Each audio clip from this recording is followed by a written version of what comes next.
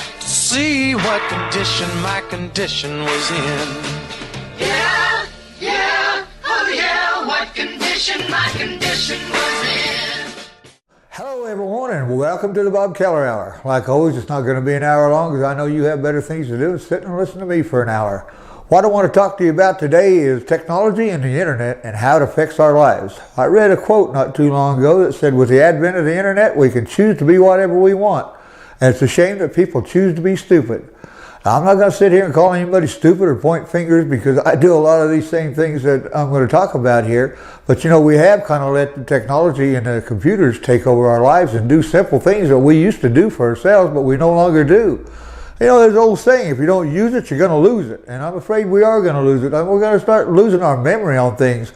We don't have to remember phone numbers anymore because we have it saved into contacts on our phone.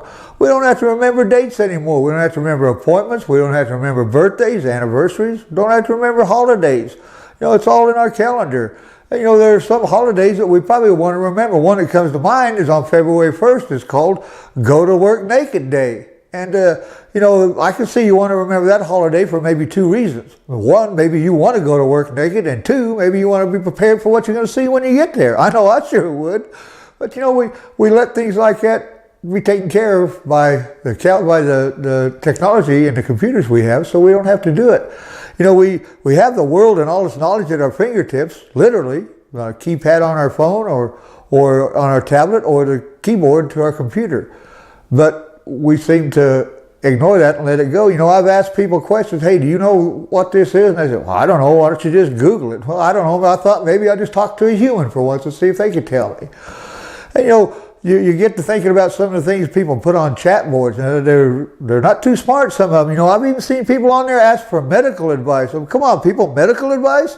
I don't think there's too many reputable doctors sitting around waiting on chat boards for somebody to come on and ask a medical question so they can cure them. The way I understood it all the time is there's certain people go to medical school for several years. They get a medical degree. They get a medical license. They get a building. They open up a practice. They fill it with equipment. Then you call, you make an appointment, you go in, they check you out, they diagnose you, they give you some pills to take, or they do something to cure you. You pay them because that's how they make a living, and then you go home. That's how it works. You know, stop and think about it. The same people who you ask medical advice from today are the people who yesterday were asking, is an egg a vegetable or a fruit? So be careful of what you're asking. And then, you know, I've seen people say, hey, I need a ride to a nearby town that's 100 to 150 miles away. Anybody out there willing to give me a ride? And I have to sit and think there's probably some Ted Bundy wannabe sitting out there who's thinking, man, this is like shooting fish in a barrel. I don't even have to go out and hunt for them. They come to me. All I got to do is go pick them up and go. You know, be careful. And, you know, it's kind of sad we're handing this down to our kids, too. You stop and think. A lot of kids don't have a whole lot of common sense because everything's right at their fingertips to find. They don't have to think anything out. They don't have to reason anything out. And a lot of kids don't even leave the house much anymore. They just sit in the house and play video games. When I was a kid, we were encouraged. Matter of fact, we were expected to go outside because Mom didn't want us around the house underfoot all the time. We went outside and we played. We knew the people we played with, they were our friends. We've known it for a long time. These kids in the house playing these video games, they're playing games with people that aren't in the same room, probably not in the same city, the same state, or maybe not in this country. And they don't know what they look like. They've never seen them. They don't know their real names. They come up with these fictitious names like Sir Farts-a-lot or whatever they choose to call it, and that's who they play with. You know, we played with kids. We had our friends. Sure, you might have a friend named Stinky, but at least you knew why Stinky was called Stinky. You don't know Farts-a-lot or not. It's all a guessing game. And, you know, if we got in trouble, we got grounded, we got sent to our room. We weren't allowed to go outside and play with our kids. You know, if you send kids nowadays to their room, they'd love it. That's why they want to go anyway. So the best thing to do if you're going to ground your kid nowadays, make them go outside. And they'd probably be totally lost. They wouldn't know what to do. They'd probably just stand there looking in the window hoping he'd come and let them in. And when kids do go outside these days, they wear helmets and knee pads and elbow pads. Surprised they don't wrap them up in bubble wrap. When we were kids, we went out, we played some rough games. We played football, we played basketball, we played baseball, we swung on ropes, we wrestled, we played hide and seek. I don't want to brag, but you know, I was pretty good at playing hide and seek. And a lot of times they didn't ever find me.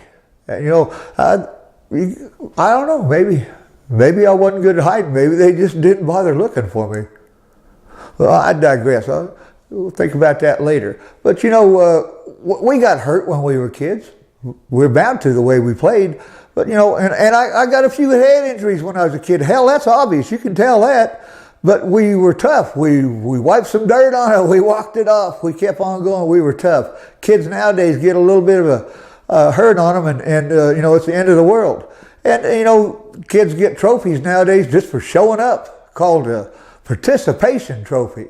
The closest thing we had to that when I was a kid is if something bad was done and you participated in it, you got a good old-fashioned butt kicking, and that was your trophy. And believe me, I had a case full of them.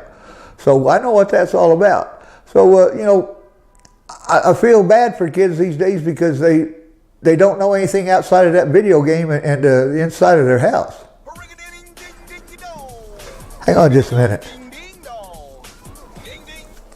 Hello? Yeah, this is Bob.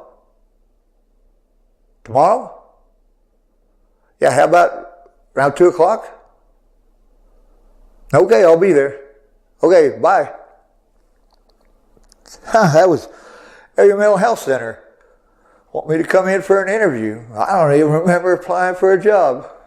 Well, I guess we'll find out what happens. Where was it? Oh, yeah. You know, I would just like to say, you know, Bob Dylan had it right. He said, the times they are changing. And they certainly have, and they certainly are. And they'll continue to change. And, you know, the good thing is we have access to everything and everybody. The scary thing is everything and everybody has access to us. So, you know, be careful what you put out there. Well, I was oh yeah, and you who had the scaly, red, itchy, painful rash on your butt, rub some bacon fat on it. It'll probably clear it right up.